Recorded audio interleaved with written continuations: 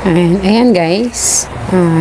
This is marinated chicken made by my daughter kasi daw may activity sila sa school, so kailangan nilang kunwari sila ay yung nagluto.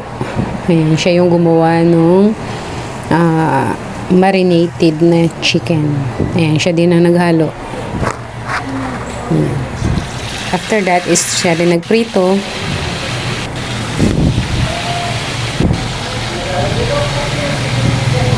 Ayan, dahan-dahan niyang nilalagay.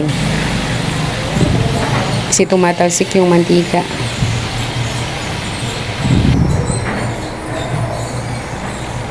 Ayan, nag-brown na siya. So, malapit na maluto yan guys. Ayan, tapos na. Nalagay na niya sa plating. Ayan na. Simple. Napagluluto lang. Pero pwede na guys. For watching.